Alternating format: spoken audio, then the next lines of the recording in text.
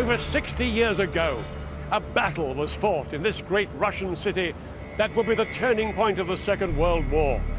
It was one of the longest and hardest fought battles of all time.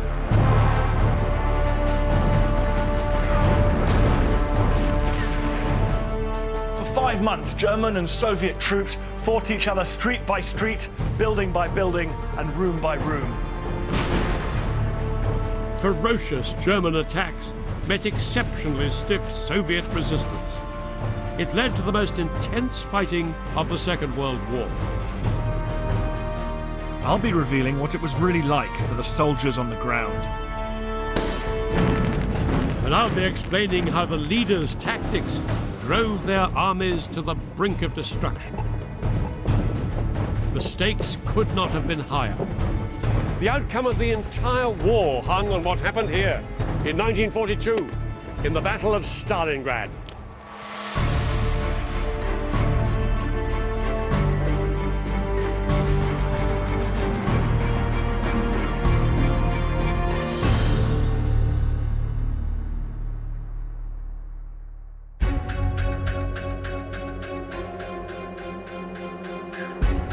In the summer of 1941, the world was at war. Adolf Hitler's ruthless ambition and overwhelming military strength made Nazi Germany seem unstoppable. Hitler was at the peak of his power. He and his allies dominated Europe and North Africa. He'd seized France, the Netherlands, most of Scandinavia and Eastern Europe. And then he launched the biggest invasion force in history, more than 3 million men, at the Soviet Union. He was determined to destroy communism and expand his empire still further. By the spring of 1942, after 9 months of fighting, the Germans had pressed deep into Soviet territory, but failed to secure complete victory.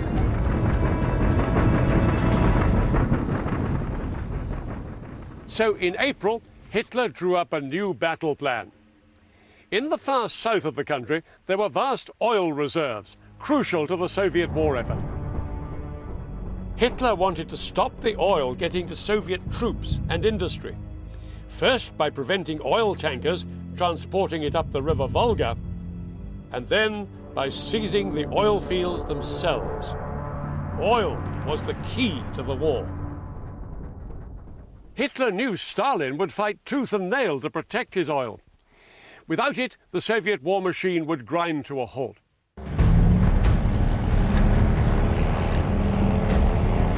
In May 1942, Hitler put his plan into action.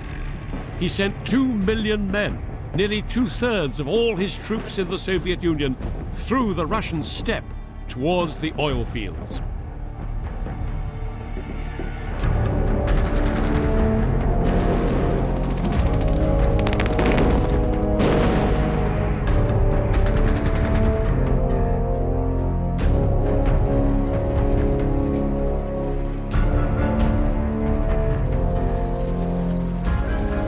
With the hot sun beating down on them, the German troops sped across southern Russia. Despite pockets of fierce resistance, they seemed unstoppable. Some of them even felt like heroes, pioneers of a new empire for the German people.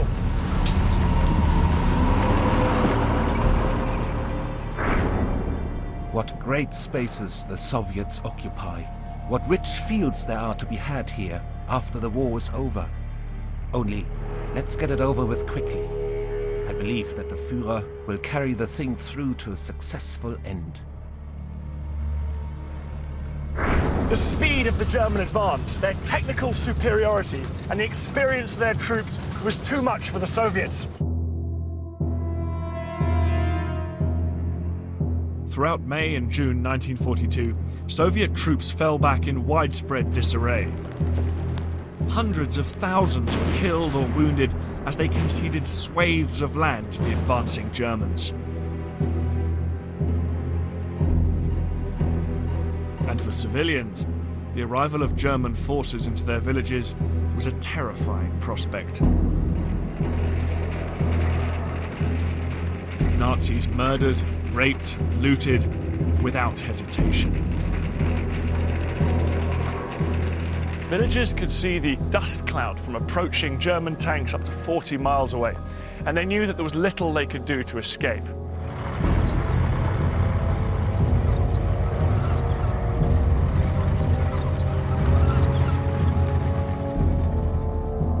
Some were rounded up and transported to prison camps. Others were killed on the spot and their bodies discarded.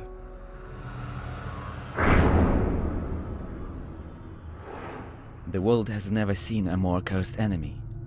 I have seen how the enemy treats the civilian population, stealing everything and killing wives and children. If I'm killed, let my sons make the enemy pay tenfold. I urge my sons to avenge their father's blood.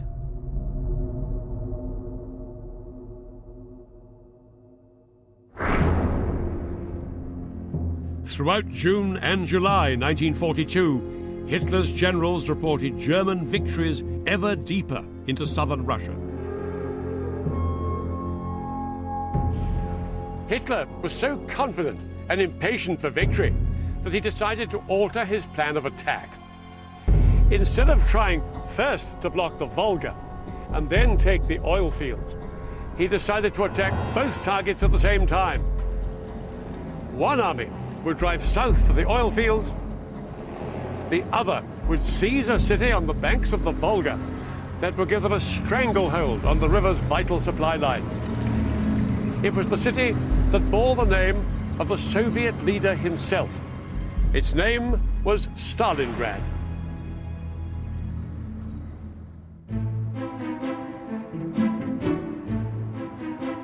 Stalingrad was one of the most vibrant cities in southern Russia. Huge factories made equipment for the army. And workers could relax by strolling along the grand boulevards and parks leading down to the banks of the river. The city was the showpiece of the Soviet Union and its leader, Stalin. Joseph Stalin was a ruthless dictator.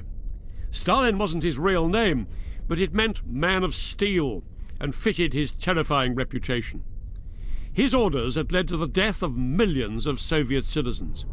He had absolute control over the Soviet war effort and was now increasingly alarmed by the German advance.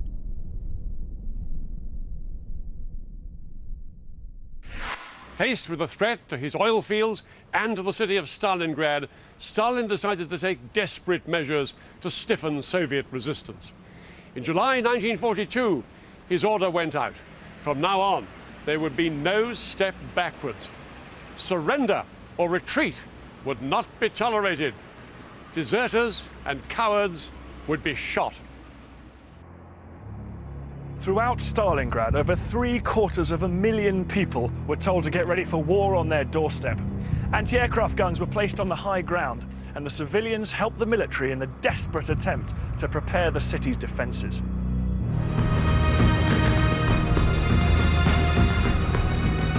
Women and children helped dig anti-tank trenches and built bomb shelters under the city streets. Soviet soldiers began to surround the city, and brutal anti-German propaganda filled the newspapers. One very famous piece of Soviet propaganda was published in the form of a poem. It urged Soviet troops to kill Germans. It said, "Kill him, so tears should flow in his home, not in yours. Kill him, every time you see him." The tone was being set for one of the most savage battles in modern history.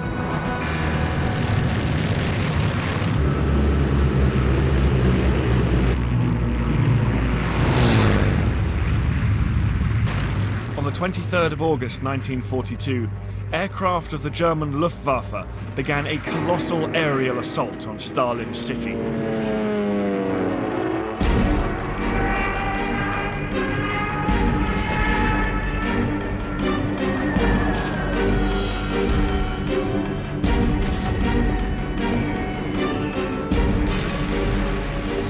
German pilots flew 2,000 sorties, dropping 1,000 tons of bombs in 48 hours, even more than was dropped on London at the height of the Blitz. Incendiary bombs turned neighbourhoods of wooden houses into infernos. Even the modern brick buildings of the city centre were gutted by flame. The air was thick with smoke, and in every direction, the city was ablaze. Homes and factories burned uncontrollably through the night.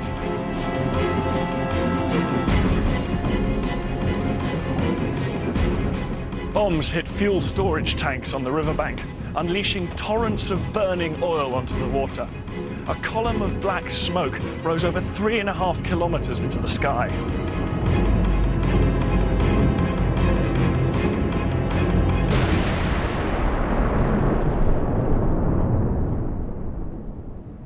The first few days of the bombardment, civilians were refused permission to evacuate the city.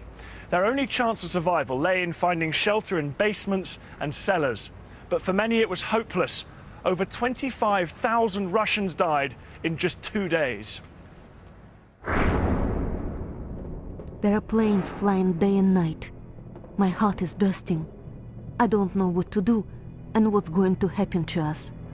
I have got nowhere to go to, and I don't want to die here. You say to me in each letter that we'll see each other soon. Your words make me glad, my dear, but it seems to me that we're unlikely ever to meet. I think we have already parted forever.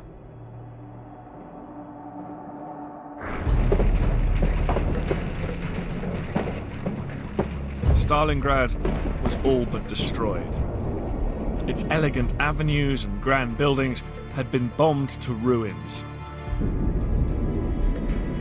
But the fight for Stalingrad was only just beginning. It was about to enter a new and even more deadly phase.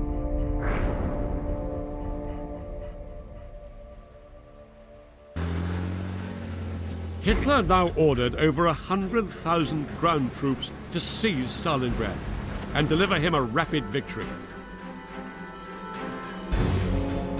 The task was given to the men of the 6th Army. It was Hitler's most powerful and best equipped force. They'd stormed through Poland, France and the Ukraine and never known defeat.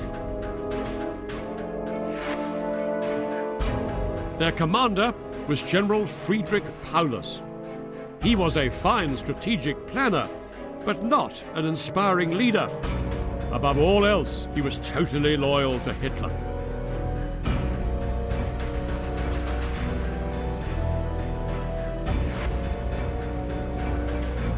As his armies swept towards Stalingrad, Paulus set up his headquarters in this small village, 30 miles to the west of the city. Paulus understood his task very clearly. Hitler wouldn't be content just with occupying Stalingrad. He wanted it annihilated. All Paulus had to decide was his line of attack. Paulus cast his eyes over maps on this very table. In front of him, Stalingrad sprawled for 30 miles along the west bank of the river Volga. It divided roughly into 3 areas.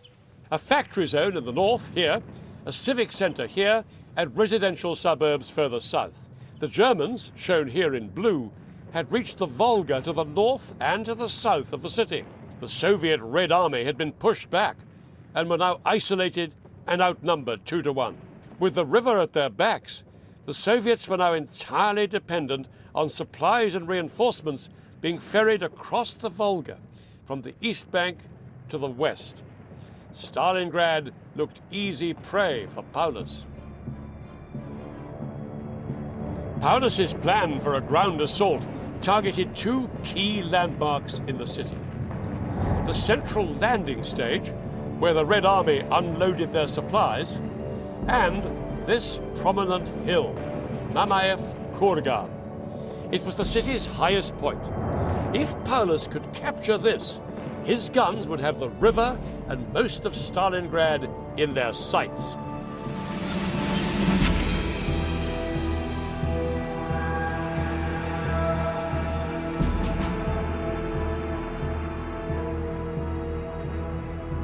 You can see at a glance how vital this hill is. Commanding the city as it does, right the way along the Volga River, from the industrial area behind me down to the city centre right there.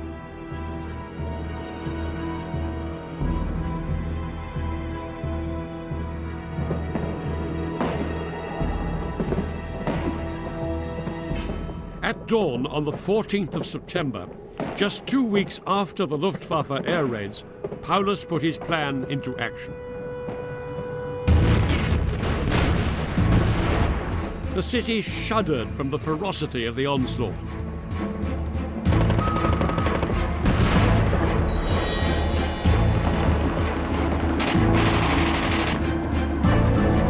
And with each passing hour, the Soviets were rapidly losing control.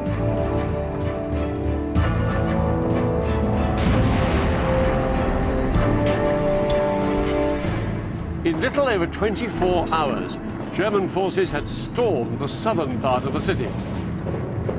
The main railway station was in their control, and the landing stage was surrounded and under heavy fire. Mamayev Kurgan, the city's highest point, was also under attack from the Germans.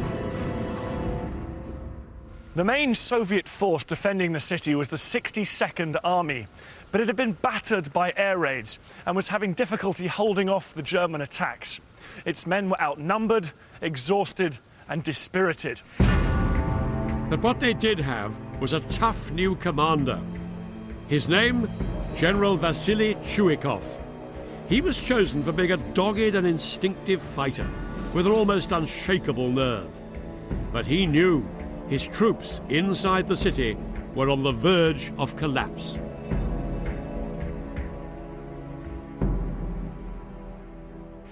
Chuikov's only hope of preventing the immediate fall of Stalingrad lay on the opposite bank of the River Volga.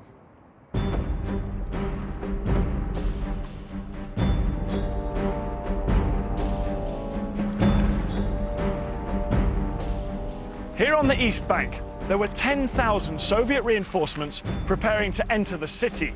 They were elite troops, but they were short of ammunition, and 1 in 10 of them didn't even have a rifle. Nevertheless, at 7 p.m., they received orders to cross.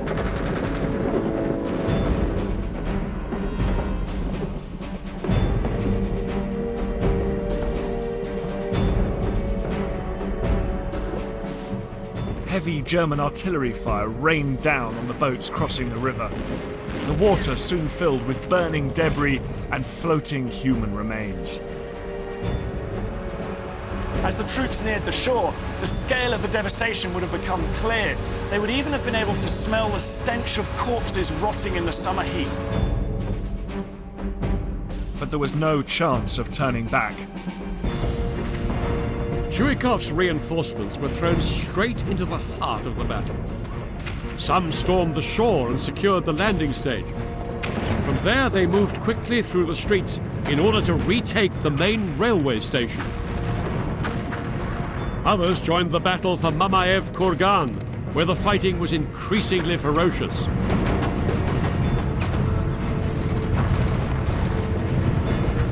Artillery fire had turned this whole hilltop into a moonscape of blackened craters. It was also deafeningly noisy. One Russian soldier compared it to having steel needles pushed through his eardrums into his brain. Bodies of the dead and wounded lay everywhere throughout the city. We're often sent into battle armed with nothing but our bare hands. And this is happening not just to our division, but to others too. People, hungry and exhausted, launch into battle with bare hands. That's how we are fighting.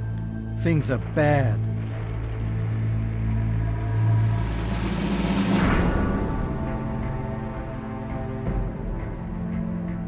Despite all this, the reinforcements held up the German advance, at least for the time being.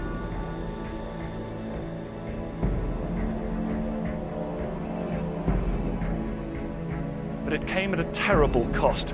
80% of those Soviet reinforcements were killed or wounded within a week.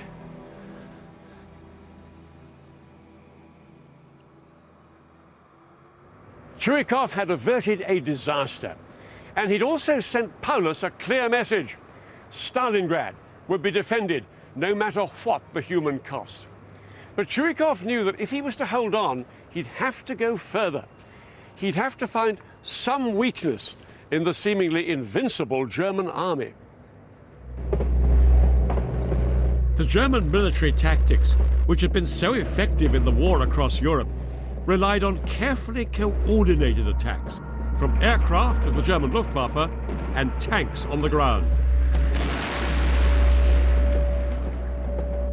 In wide open territory, this combination had made the Germans unstoppable.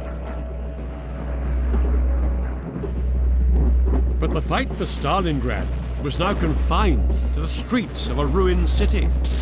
Chuikov realized this gave him a chance to outsmart the German tactics. Chuikov told his men to stick so close to the Germans, the Luftwaffe couldn't bomb them without fear of hitting its own men. What's more, the streets were so full of rubble and collapsed buildings that the German tanks found it difficult to maneuver. They were particularly vulnerable fighting at close quarters. Chuikov said, every German must be made to feel he lives under the muzzle of a Russian gun. Our troops are often separated from the enemy by only a few dozen meters. While the enemy holds one part of the building, we hold another. It often comes to hand-to-hand fighting. The hand grenade, the bottle of incendiary fluid, the bayonet. Such are the weapons which are often used in street and house-to-house fighting.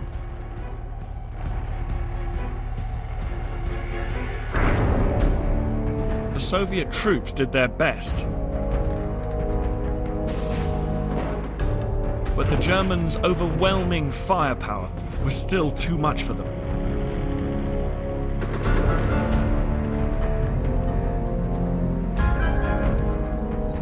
On the 26th of September, the Germans declared that they controlled the entire south and center of the city.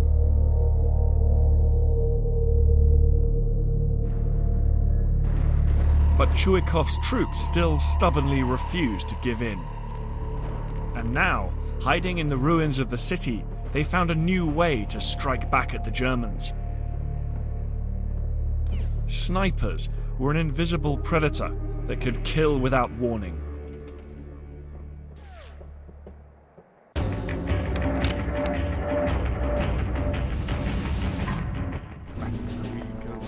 To find out more about why snipers were so effective in Stalingrad, Dan and I went to the British Army's Sniper Training Centre in Wales. I would take on the role of a German commander, and Dan would be part of a Soviet sniper team.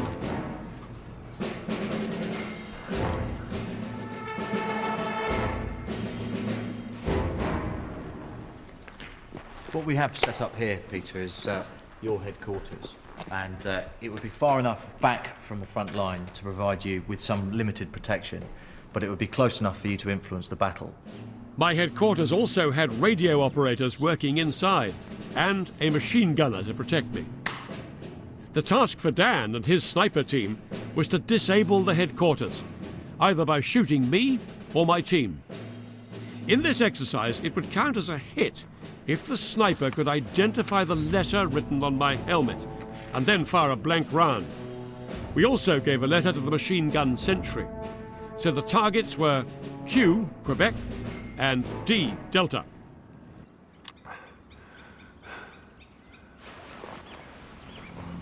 A sniper's first job is to find a hiding place from where they can fire at the enemy. So what are you seeing, Dean? Anything suspicious? Not yet. Keep looking, hopefully we'll be able to locate anyone that's out there, any suspicious movement. It could be anywhere. If there's Absolutely. a sniper in there, it could be anywhere. Yep.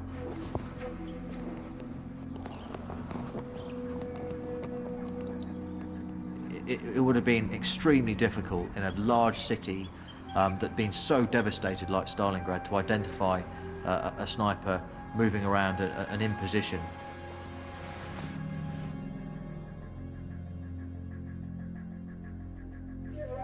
We'd managed to get into our building without being spotted, but to stay hidden, we had to change our camouflage to blend in with the new environment, just like the snipers in Stalingrad. They would have something just like this, so they would get different colours of paint, mud, dirt, and just paint the whole thing up. Bearing in mind, all the contacts, all the firing was at really short distance, so the better they could blend in, the better for them if they had been detected. Our plan was that rather than attacking the front, we would cover the rear exit from the headquarters. Okay, you can see straight through there. That is a target area with us, so that looks to be like a HQ. It was now just a question of sitting and waiting, but without losing my concentration. As I'm sitting here, I'm realising that one of the real challenges to being a sniper is maintaining that focus, and the guys at Stalingrad would be doing that for a day or even longer, and you just don't know when the target's going to appear, and as a result you've got to be, your nerves are on edge the whole time.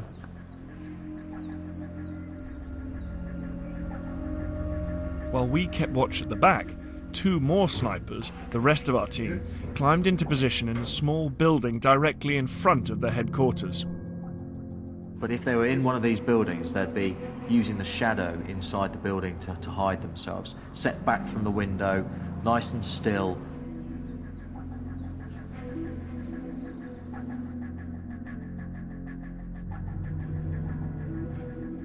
The team at the front were now in position. They decided to attack the machine gunner because he was the most immediate threat. Okay, enemy on target. Seen. Delta. Wait. If he's a reasonably trained sniper who's well practiced, you would pretty much guarantee a hit with the first round. Range 225 metres. You should be able to achieve a shot onto your centre of mass at approximately 900 metres. 900 metres? 900 metres. Shot from chest ahead. Send it. What's that? Delta. Target down. We've got to move. Delta confirm kill. Inside the building, I thought I would be safe from the snipers. Right. Well, we know he's out there somewhere. Confirm 1 kill. Delta is down. All other call signs moved into the building. With our target inside the building, we decided to use a tactic used by snipers in Stalingrad. We called in artillery fire onto his headquarters to force him out into the open. Hi Zero, this is 20 Delta. All call signs in building. Request Alpha 1, 1 Alpha. Fires X-ray 001, 5 now, over. Now they're shooting at us. Artillery. Right, I see artillery going in now. So you should push them out to the back. It would only be a matter of time before we got a direct hit from the mortars onto this location. We've got to move. Okay. We decided to move to our vehicle at the back of the building and used smoke to hide ourselves from the snipers at the front. We now have smoke being thrown obscuring our view.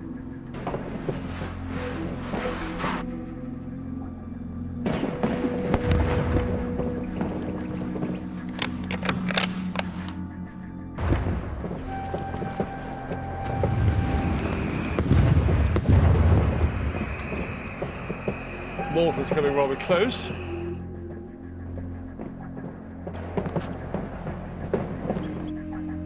Yeah, I can see a Q on his head. I had a shot. I had a shot. It was somewhere over there. Goodness knows where. I think that might have been Dad. So that's me done for. Absolutely. So here they are. Hi, Dan. I had no idea where you were. No idea at all. We could see you. You sure you hit me? Absolutely.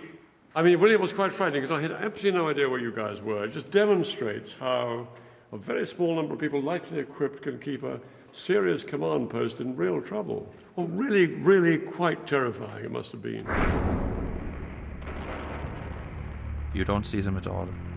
They have established themselves in houses and cellars and are firing on all sides, including from our rear. Barbarians. They use gangster methods.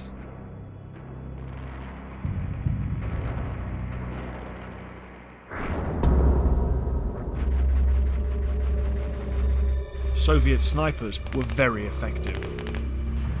The German troops knew that if they broke cover, they risked being shot.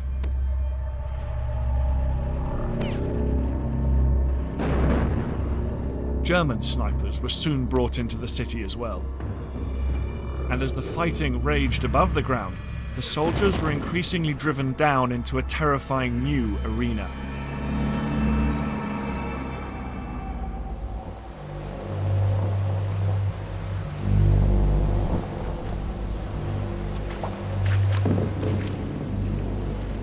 Troops on both sides began to fight underground.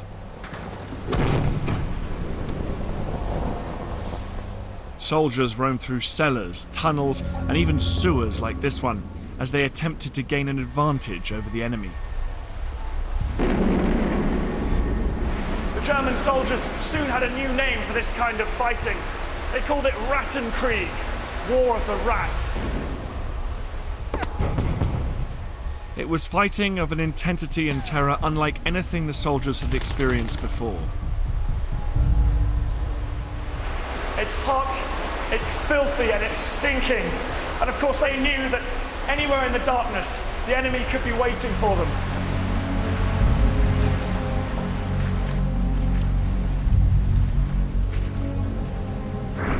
I am alive, but in a moment I might be dead. You can get killed any second here. The fighting is very heavy, and so many people have been killed. Corpses lie on the ground, and it's dreadful to look. Our poor soldiers and Germans lie there rotting unwanted. Tanks drive over dead bodies as if they were logs of wood. The tanks are all covered in blood. It's a horror to see.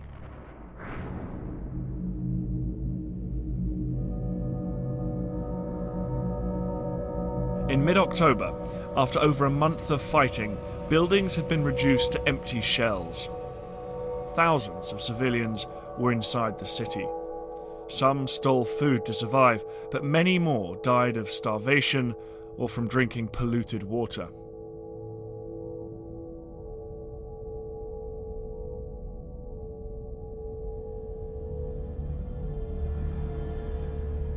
Alongside them in the ruins were tens of thousands of soldiers, also struggling to survive.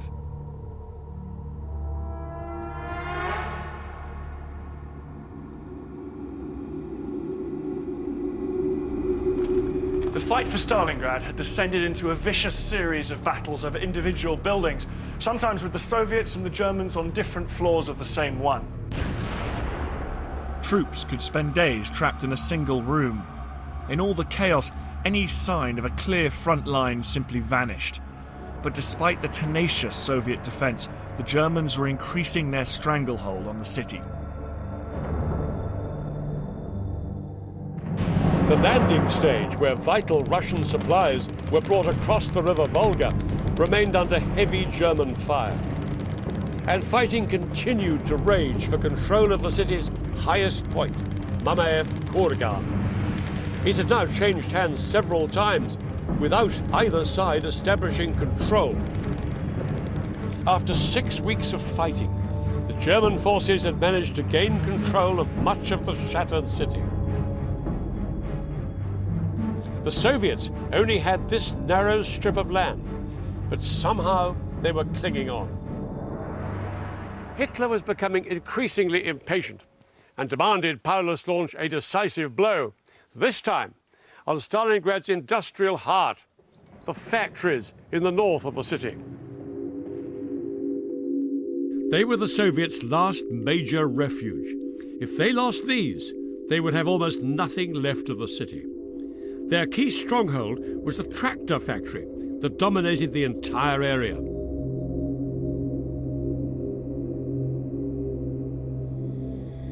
The factory had been converted to tank production to support the war effort, and despite the battle raging around it, tanks continued to roll out through its gates.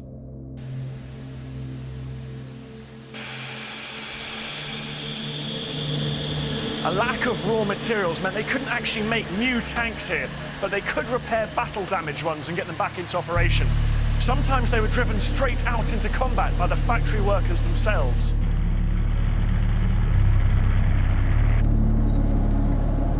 but that was soon to end.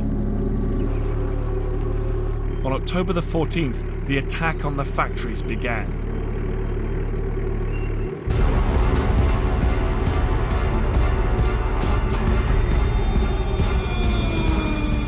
Luftwaffe air raids blitzed the entire factory district.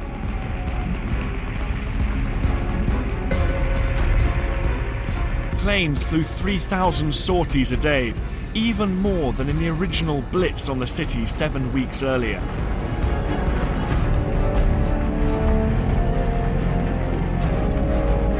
Supported by 200 tanks, thousands of German infantry began to storm the factory complex. Explosions shattered these enormous windows, sending deadly shards of glass raining down on the troops below. Even by the brutal standards of Stalingrad, it was clear that the fight for the city had reached a new level of ferocity.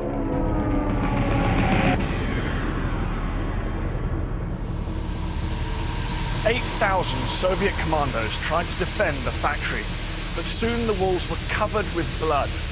Over half of them were killed or wounded, including their commander. He was buried alive up to his neck in rubble when his command post received a direct hit. He was rescued a few hours later, but he collapsed in shock when he tried to tell General Chuikov what had happened. With the resistance in the factories crumbling, Chuikov realized that even he would now have to retreat. The German advance through the factory district forced Chuikov to pull his headquarters back here to the bank of the Volga. He was suffering severe casualties. More than a quarter of all his men had been killed or wounded since the attacks on the factories began. Units which had come to Stalingrad with 7,000 or 8,000 men were now down to a few hundred survivors. The Soviets were once again staring defeat in the face. The unrelenting German attacks had forced Chuikov's troops back into a handful of enclaves, only 200 meters, just over 200 yards deep in some places. One up here in the north. Another toehold in the factory area.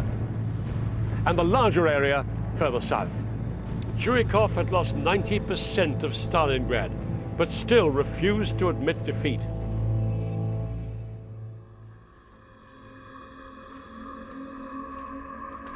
The battle was well into its third month, and the heat of the summer was a distant memory. Temperatures had plummeted to well below zero. But just as it seemed that things couldn't get any worse for Chuikov's men, the river Volga started to freeze. This made it hard for boats to ferry supplies into the city. The men were cold, hungry, exhausted, and running out of ammunition. Everyone has lost the belief that we will hold Stalingrad. No, it's clear. We will not be victorious. Our poor motherland, you have been crippled and dropped into the abyss.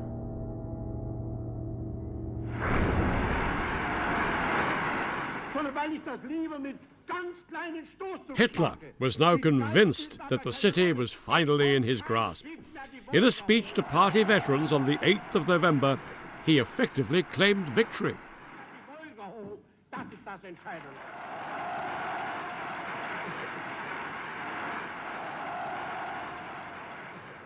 But the Germans were in for a dreadful shock, because while Hitler was obsessed with the fighting in the city, Stalin's high command had been planning a bold offensive that would change the course of the whole battle.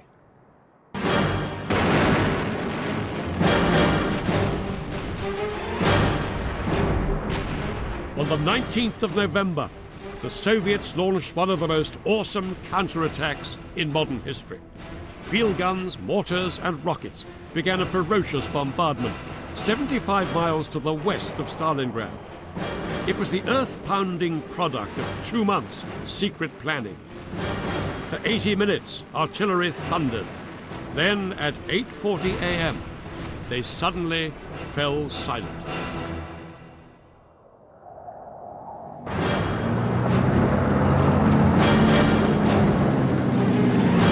Just minutes later, wave upon wave of Soviet tanks broke out from beneath their camouflage.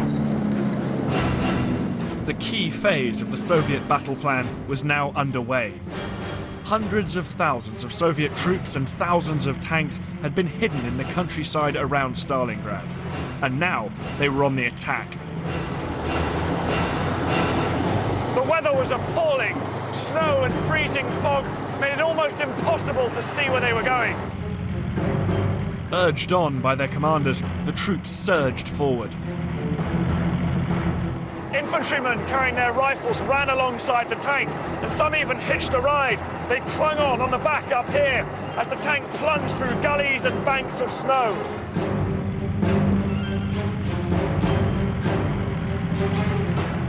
These men were leading a great Soviet comeback, thrusting deep into enemy-held territory. Paulus got the news at his headquarters here. This is it on our map case, right here. The German front line ran from down here through Stalingrad in front of Paulus and right the way back to his rear. It was here in the north that the Soviets had mustered a massive force which had broken through behind Paulus. There was even worse news to come. Just 24 hours later, more Soviet tanks broke through the front line in the south and headed north to link up with the others. Soviet forces were closing like huge jaws around Paulus and his entire 6th Army. On the 24th of November, the jaws closed near the town of Kalach. The terrible reality dawned on Paulus. As many as 300,000 men in Stalingrad and the surrounding countryside were trapped in an area that became known as the Kessel, the German word for cauldron. The Soviet troops were jubilant. They had outwitted and outmaneuvered the Germans. Just 5 days before, the Soviets had been on the brink of defeat in Stalingrad. Paulus was stunned. No one had believed the Soviets had the strength to mount such a massive operation. Paulus asked Hitler permission to withdraw from Stalingrad and to punch a hole in the ring of Soviet troops surrounding him. But just like Stalin 4 months earlier, Hitler told his troops there was no question of their being allowed to withdraw from Stalingrad. Hitler ordered his troops inside the Kessel to continue fighting, while he prepared 2 tank divisions to break through the encirclement from the outside. But it would take weeks for the forces to get into position and ready for the assault. Inside the Kessel, cut off from their supply lines, conditions for the trapped German troops were deteriorating rapidly. Food, fuel and ammunition were all running out. To make matters worse, many of the German soldiers had never received their winter uniforms. There was little they could do except huddle together in whatever shelter they could find. Hitler's decision to leave his army trapped inside the Kessel was an enormous gamble. He believed he would be able to keep them fighting with the support of an airlift.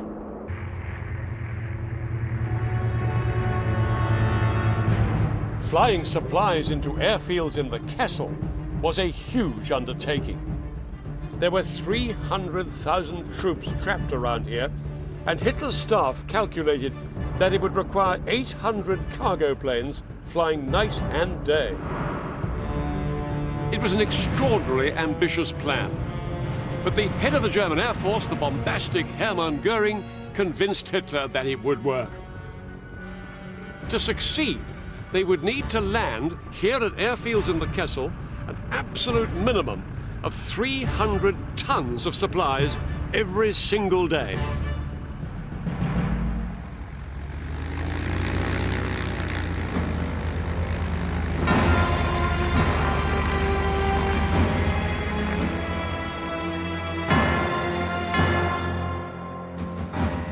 But they had made some fatal miscalculations.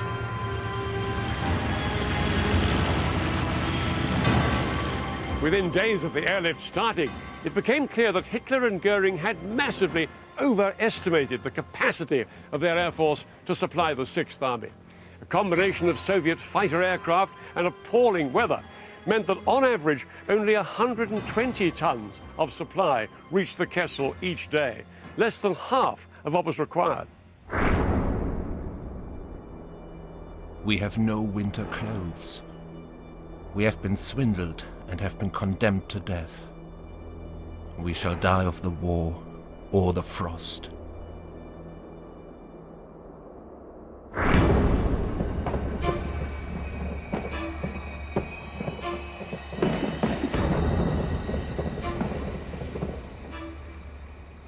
Inside Stalingrad, the fighting continued, and the Soviets unleashed a new kind of assault.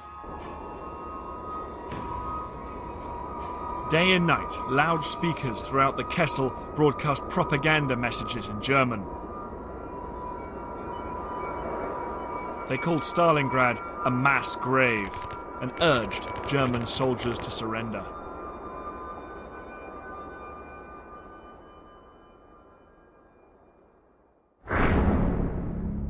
I can tell you that it's terrible to sit in this trap. In the dugouts, it's dark. And outside, the temperature is minus 20 or 30. I can only say that if it wasn't for our strength of will and our inspiration in the fight for Germany, the whole business would have been broken long ago.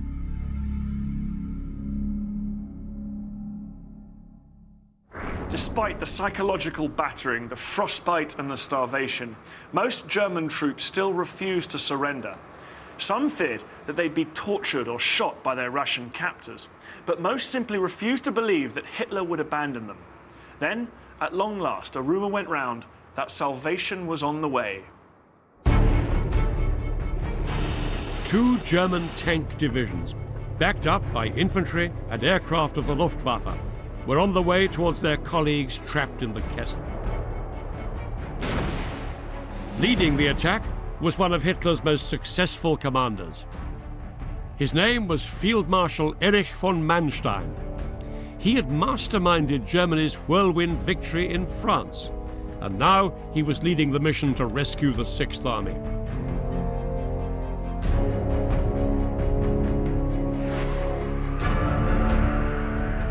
With the airlift failing, everybody realized that this was the last chance for the starving troops. Manstein's tanks had to break through the front line, which was now down here, and then fight their way across the Soviet-controlled territory surrounding the Sixth Army. The German troops surged forwards towards their stranded colleagues, but within days, the Red Army intercepted the German advance 30 miles short of the trapped Sixth Army.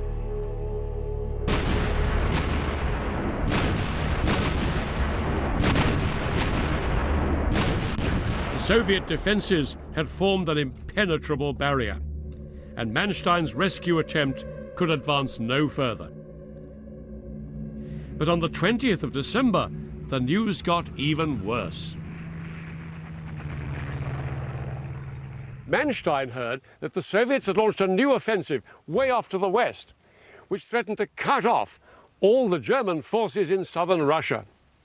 He had no choice but to veer off to deal with this new threat and abandon his attempt to break through to Paulus. With Manstein's departure went the last hope of the Sixth Army. The Russian radio has announced the defeat of Manstein. Ahead of us is either death or captivity. Realizing their fate, many German soldiers now wrote letters to their families. We are men who know how to bear everything. The main thing is that you and the children are all right. Don't worry about me. Nothing can happen to me any longer. Today, I have made my peace with God. I give you all my love and 1,000 kisses. I love you to my last breath.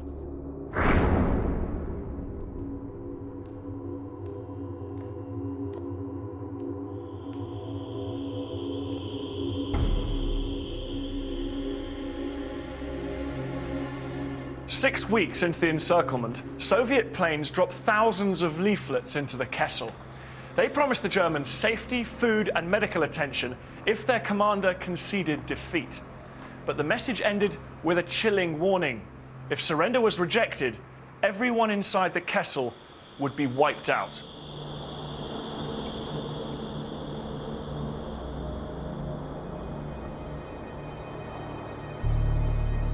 Once again, Hitler refused to allow his troops to surrender. So on the 10th of January 1943, the Soviets began the final operation to destroy all German troops that remained inside the Kessel.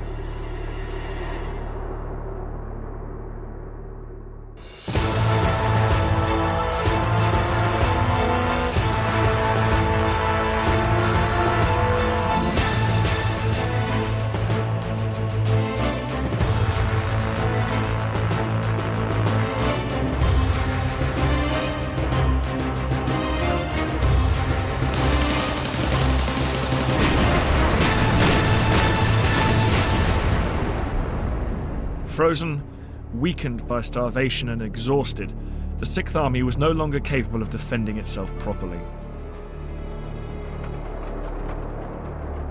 The only chance of escape was to make it to one of the 2 airstrips inside the Kessel and try to squeeze onto a plane. This is all that remains of Gumrak airfield, just west of Stalingrad. It's difficult to imagine the scene of chaos and desperation here in the new year of 1943. Everyone knew that each plane leaving here could be the last, and people were crushed in the fight to get aboard. Some desperate men even clung to the wings of taxiing aeroplanes, but as the pilots accelerated, one by one these men tumbled to the ground.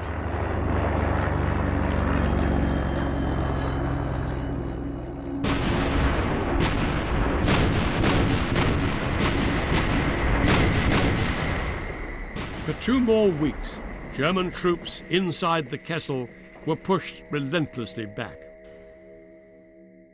The German airfields were soon overrun. Now there was no way out. Survivors were chased into the freezing ruins of Stalingrad. Among them was General Paulus.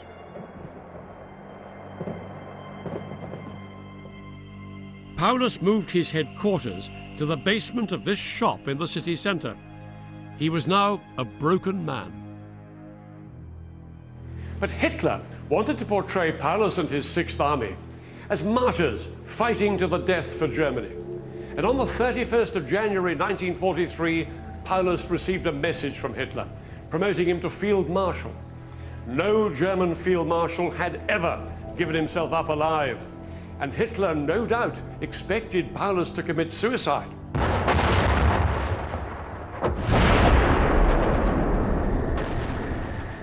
Within hours, Soviet troops had surrounded Paulus. Trapped in his basement, he made his decision.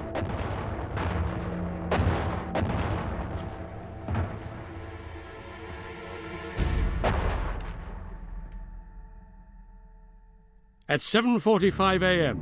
on the 31st of January 1943, Paulus chose not to commit suicide, but to surrender himself. Under armed guard, he was taken to a house on the outskirts of the city. 2 days later, after 5 months of horror, the fighting finally ended.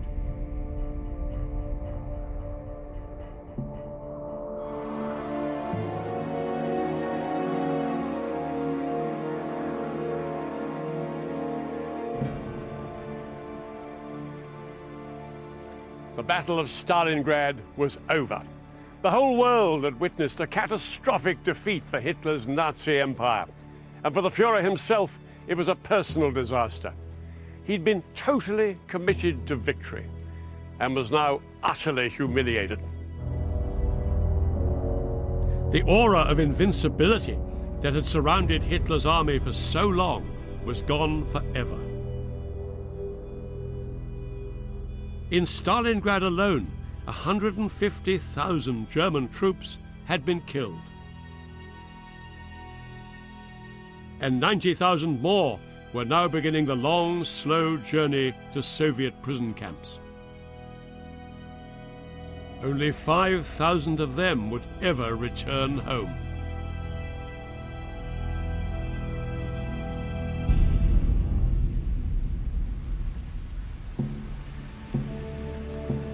In this grassy field, on the outskirts of the city, was one of the last German command posts. It still bears the scars of battle. More than 60 years later, the evidence is everywhere. These are just some of the thousands of bones discovered every year. A gruesome reminder of the horrific death toll.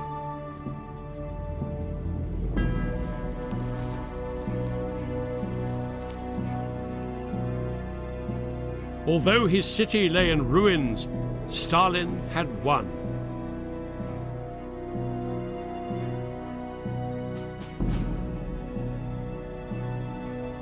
But victory had come at a terrible price.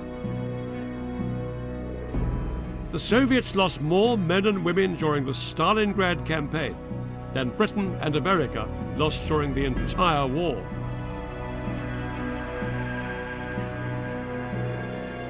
This park is a monument to the defenders of Stalingrad, who ultimately helped change the course of the Second World War.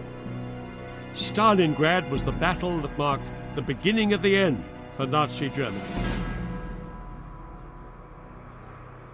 Over the next 2 years, Stalin chased Hitler's armies all the way back to Berlin. In 1945, the Nazi Empire was finally crushed between Britain, America and their allies in the West, and Soviet forces in the East.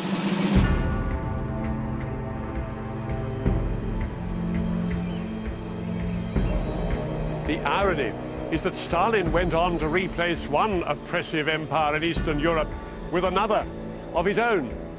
And the Soviet Union, which had been the West's ally during the Second World War, became its bitter opponent during the Cold War, which lasted another half-century.